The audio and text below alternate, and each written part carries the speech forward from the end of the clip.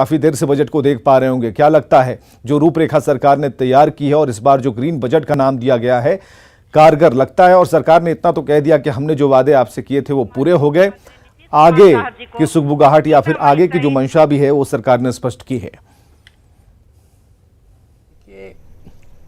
ये बजट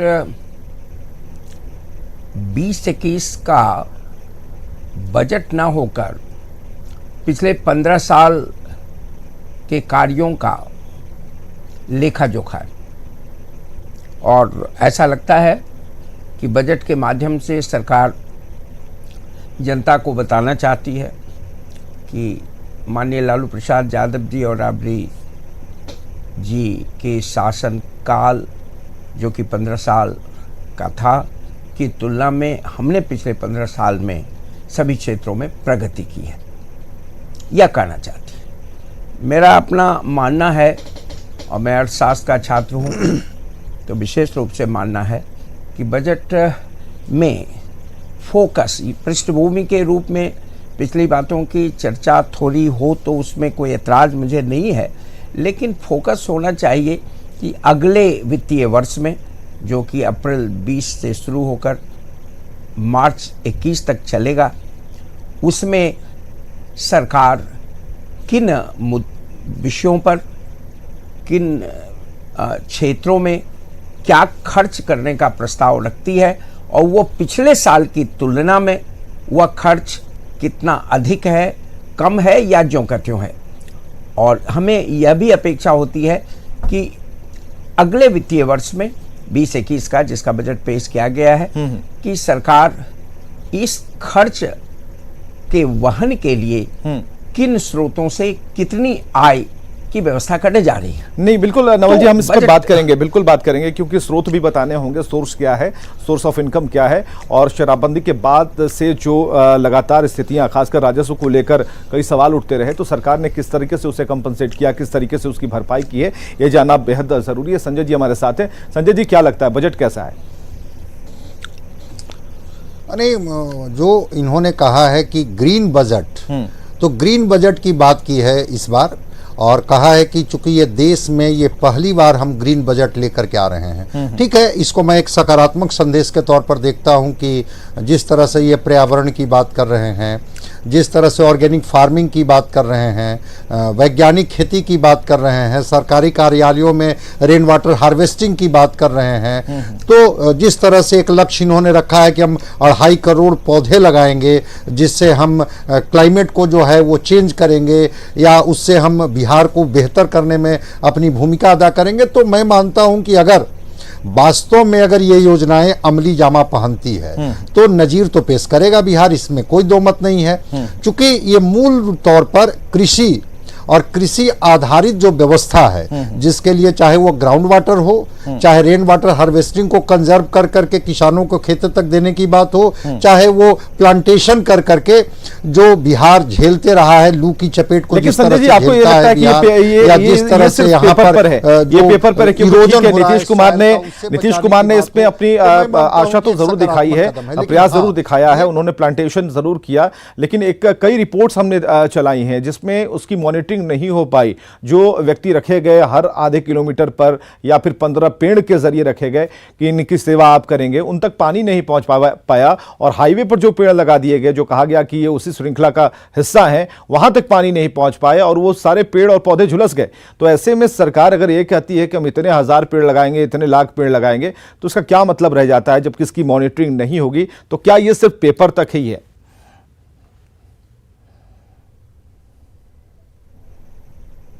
आवाज कट गई है।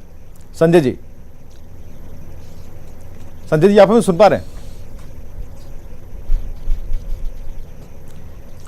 तो चलिए, बिहार बजट 2020 और हमारे जो मेहमान जुड़े हुए हैं, अर्थशास्त्री हैं नवल किशोर चौधरी जी और संजय जी जो कि विश्लेषक हैं, और उनसे दोनों से बातचीत हो रही थी। हालांकि इस बजट को एक आशावादी के तौर पर जरूर देख रहे हैं कि आशा की जा सकती है, कुछ बेहतरी की कल्पना की जा सकती है, और सबसे बड़ी बात कि जो कृषि को लेकर जो बजट है, खासकर जो ग्रीन बजट इसका नाम दिया गया है, उस पर चर्चा काफी हो रही है, क्योंकि इस बार जो पॉइंट आउट है इसी बात को लेकर है कि किस तरह से किसानों को फायदा पहुंचाया जाए, किसान को किस तरीके से उनके अच्छे दिन दिखाए जा सकें, एजुकेशन को किस तरीके से बढ़ाया जा सके, इस पर चर्चा हुई है। और सबसे बड़ी बात की, खासकर बच्चे, जो छोटे बच्चे हैं, क्योंकि हमने पहले भी कहा कि चरवाहा विद्यालय से अगर तुलना अगर अभी की सरकार कर रही है तो मंशा स्पष्ट है कि आप एक छोटी लकीर और उसके सामने जो आपने बड़ी लकीर खींची है, उन दोनों के बीच में जनता को के सामने दिखाना चाहते हैं कि आप तुलना कीजिए कि कौन सी सरकार ने बेहतर किया। लेकिन हालांकि हम भी अभी आमादा हैं और भी काम करेंगे।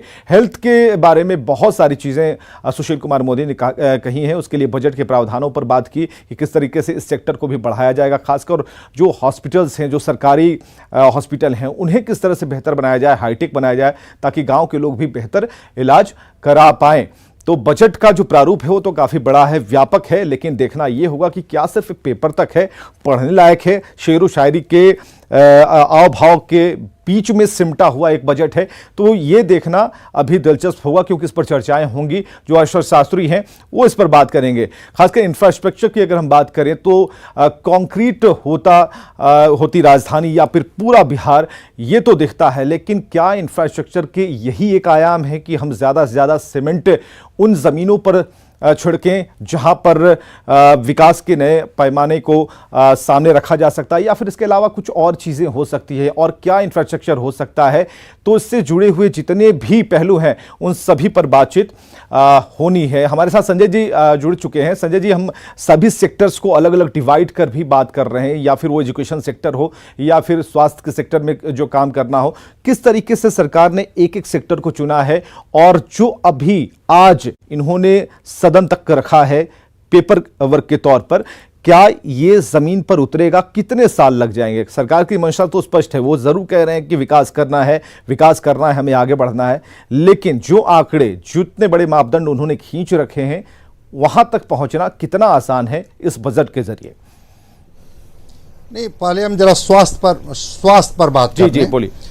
अब ठीक है, पटना में IGIMS में इन्होंने कहा कि हम बेड की संख्या बढ़ाएंगे या 1200 बेड का अस्पताल का भी निर्माण कराएंगे, लेकिन जो डिस्ट्रिक्ट हॉस्पिटल है, और वो डिस्ट्रिक्ट हॉस्पिटल से जो पेशेंट, खास करके वैसे पेशेंट जो ट्रॉमा के पेशेंट होते हैं, अब वहाँ न्यूरो सर्जन नहीं है, या जो बेसिक फैसिलिटी है वो उनको नहीं मिल पाती है।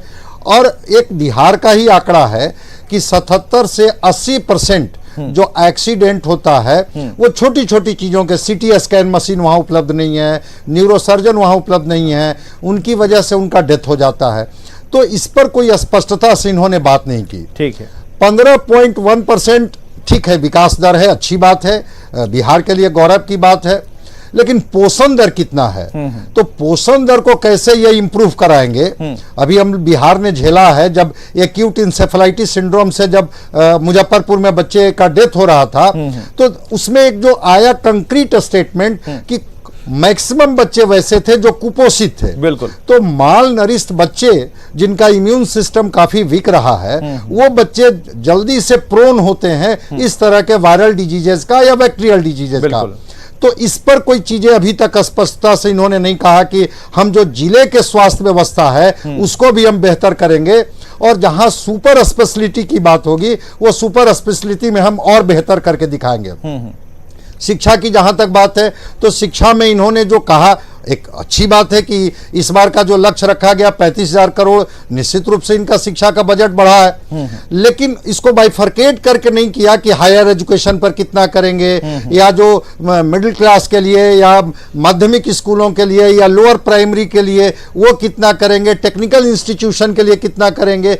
तो ये एक तरह से क्लब करके बता रहे हैं कि हाँ हम इतना करेंगे, लेकिन जो क्वालिटी एजुकेशन में जो बिहार पिछड़ रहा है, तो इसके लिए हम और बेहतर इस बजट में क्या प्रोविजन रखे हैं जिससे हमारा क्वालिटी एजुकेशन भी और बेहतर हो, और बिहार जो है वह शिक्षा के क्षेत्र में जो इसका एक USP रहा है बिहार का, चूंकि ये धरती सरस्वती की धरती रही है, सरस्वती तो की जो धरती है, में जो कमी आई है आपने पॉइंट आउट की है, बहुत अहम है, और हम नवल जी से जानना चाहेंगे। नवल जी, काफी दिनों तक शिक्षण कार्य से आप जुड़े रहे, और अभी भी आपने कहा कि मैं अर्थशास्त्र का विषय का छात्र हूं, यानी कि अभी भी आप सीख ही रहे हैं, लेकिन पटना यूनिवर्सिटी को करीब से आपने देखा, वहां पढ़ने वालों को करीब से देखा और सरकार की मंशा को भी देखा कि किस तरीके से सरकार स्कूल, कॉलेजेस या फिर जो लोअर प्राइमरी एजुकेशन है उसकी तरफ अपना रुख कर रही है। क्या लगता है तब से लेकर अभी तक में और आज का जो बजट है और जिस तरीके से अभी संजय जी बात कर रहे हैं कि स्पष्ट नहीं कर पाए कि जो 35,000 करोड़ का बजट आपने रख दिया या फिर उससे अधिक का, तो कैसे कैसे उसमें डिवाइड करेंगे, किन किन मदों में आप आगे जाएंगे? आप को मैंने पहले कहा कि उन्हें बताना चाहिए था कि पिछले वर्ष की तुलना में कितनी वृद्धि है। दूसरी बात, एक साल के अंदर जो इन्फ्लेशन रेट है उससे अगर डिफ्लेट कर दिया जाए तो रियल टर्म्स में कितनी वृद्धि है।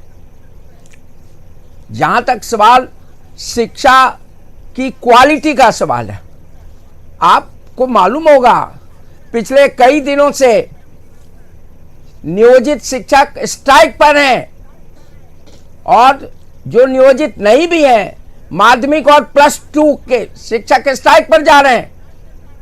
क्यों ऐसा हो रहा? क्या इसका असर शिक्षा पर नहीं पड़ रहा? मैं अगर पूछना चाहूं कि अगर शिक्षा की स्थिति अच्छी है स्कूल और कॉलेज और यूनिवर्सिटी के स्तर पर, इंक्लूडिंग पटना यूनिवर्सिटी, तो वित्त मंत्री के परिवार के कितने बच्चे सरकारी स्कूल में पढ़ते हैं? मैं व्यक्तिगत रूप से उनको अटैक नहीं कर रहा हूं, मैं बिहार सरकार के मुख्यमंत्री और उनके मंत्रिमंडल के सदस्यों के परिवारों के कितने बच्चे सरकारी स्कूल में पढ़ते हैं, सरकारी अस्पताल में उनका इलाज होता है, उसी से आपको पता चल जाएगा।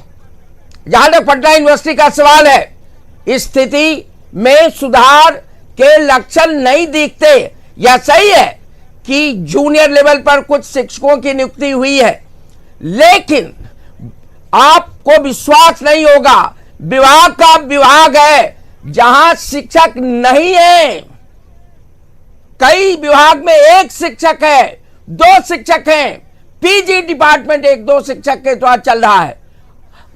इस तरह से यूनिवर्सिटी चलती है और अगर इस तरह से चलाना है तो एक ही निष्कर्ष है कि आप नहीं चाहते हैं कि पटना यूनिवर्सिटी जैसे ऐतिहासिक यूनिवर्सिटी का भी विकास हो। ये एक इतिहास विभाग है जिसका मैं उदाहरण देना चाहता हूं। पटना यूनिवर्सिटी में जहां के रामचंद्र शर्मा विश्वविख्यात थे, जहां तक मेरी जानकारी है, रेगुलर टीचर के रूप में पोस्ट ग्रेजुएट डिपार्टमेंट सिर्फ 1 या 2 शिक्षक, मैं जहां तक जानकारी 1 शिक्षक बच गए। क्या यही तरीका है यूनिवर्सिटी चलाने का? आप नहीं चाहते हैं, आप चाहते तो यह स्थिति नहीं होती। आप कॉमन स्कूल सिस्टम आयोग की रिपोर्ट को रद्दी की टोकरी में फेंक दिया आपने, माननीय मुख्यमंत्री जी। आपने शिक्षकों की यूनिवर्सिटी में बहाली की प्रक्रिया को तेज नहीं किया। तो आप शिक्षा के बारे में क्या कहना चाहते हैं? कैसे विकास करेंगे आप? स्वास्थ्य के क्षेत्र में कैसे विकास करेंगे? डॉक्टर नहीं है, पैरा नर्सिंग स्टाफ नहीं है, क्वालिटी हेल्थ नहीं है। कॉलेज खोल देने से होगा। इंजीनियरिंग कॉलेजेस की स्थिति देख लीजिए, जितने भी इंजीनियरिंग कॉलेज और मेडिकल कॉलेज गए हैं वहां कितने डॉक्टर्स हैं, कितने इंजीनियर टीचर हैं। Medical council of India derecognise कर रही है। तो क्या ये नवल जी एक मिनट, तो क्या सरकार ध्यान भटकाने के लिए एक नए आयाम की तरफ मुड़ रही है कि ग्रीन बजट से क्या होगा? ठीक है नवल जी, क्या ये ग्रीन बजट की तरफ मुड़ना, क्या ये भरमाने की स्थिति है सरकार की तरफ से? देखिए, ग्रीन बजट एज सच कोई नहीं कहेगा कि ये सकारात्मक नहीं है, लेकिन इसकी जरूरत क्यों पड़ी आपको? वाटर रिसोर्सेज मैनेजमेंट के फील्ड में 15 साल में आपने क्या किया? अगर वाटर रिसोर्सेज मैनेजमेंट आपने ठीक से किया होता तो जल जीवन हरियाली जैसी स्कीम की आपको जरूरत नहीं पड़ती। फिर भी आपने अगर इस पर फोकस किया है, जिससे अंडरग्राउंड वाटर को रिचार्ज करने की प्रक्रिया तेज होगी, पर्यावरण में सुधार होगा, तो हम उसकी सराहना करते हैं। लेकिन इसके माध्यम से आप यह नहीं कर सकते कि आप बिहार के विकास को आप ऐसा विकास का मॉडल बना रहे हैं जो और चलिए आपको जोड़ते हैं, सुशील कुमार मोदी प्रेस कॉन्फ्रेंस करने वाले हैं, सीधे जुड़ते हैं। तो सुशील कुमार मोदी की प्रेस कॉन्फ्रेंस होने वाली है और बजट पर बहुत कुछ कहा इन्होंने, लेकिन जो राज्य के अर्थशास्त्री हैं उनका साफ तौर पर कहना है कि एक्सपेंडिचर बढ़ाने से नहीं होगा, धरातल पर कुछ और दिखता है, या फिर वो एजुकेशन सेक्टर की बात हो, कृषि की बात हो, लेकिन इस बार ग्रीन बजट का नाम दिया गया है। तो वो ये कह सकते हैं कि अच्छा है, बेहतर है, सोच बेहतर है, लेकिन आप कुल मिलाकर एक राशि क्यों बता रहे हैं? आप उसे डिवाइड क्यों नहीं कर रहे, बांट क्यों नहीं रहे? हर सेक्टर की बात आप अलग कीजिए। लोअर प्राइमरी स्कूल की बात करते हैं, उसके लिए अलग बजट का प्रावधान कीजिए। प्राइमरी एजुकेशन की बात करते हैं, उसका अलग प्रावधान कीजिए। सदन के पटल पर पेश किया गया आज, और साथ ही साथ माननीय मुख्यमंत्री ने अपना बजट का अभिभाषण भी उन्होंने आज विधानसभा में दिया। मैं अनुरोध करता हूं माननीय उप मुख्यमंत्री जी से कि वे बजट के संबंध में अपने विचार रखें।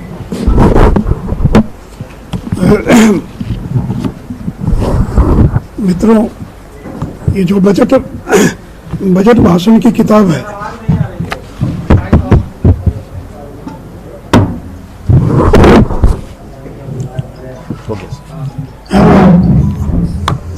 मित्रों ये जो बजट भाषण की किताब है, पहले एक मिनट इसके बारे में थोड़ा बता दें आपको कि 1 नंबर पेज से लेकर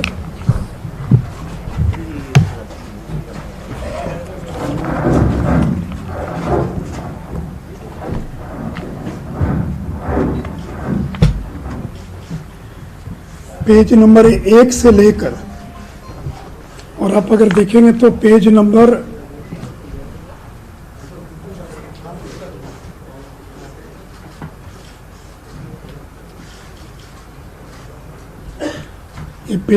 20 तक, पेज नंबर 1 से लेकर 20 तक, यह मुख्य रूप से मैंने इस हिस्से को पढ़ने का काम किया है।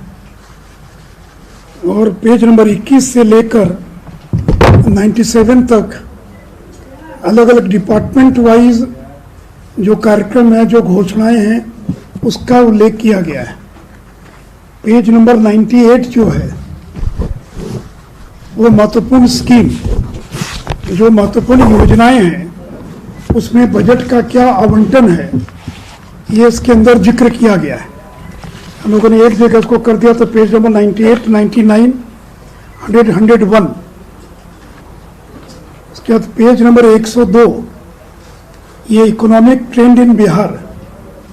आप देखेंगे शुरू के 20-21 पेज में 90 से लेकर 2005 और 2006-07 से लेकर 2019-20 का काफ़ी जगह तुलना की गई है। तो पेज नंबर 102 में इकोनॉमिक ट्रेंड इन बिहार, तो 1990-91 में क्या था growth rate, per capita income, 4-5 में क्या था, 18-19 में क्या है,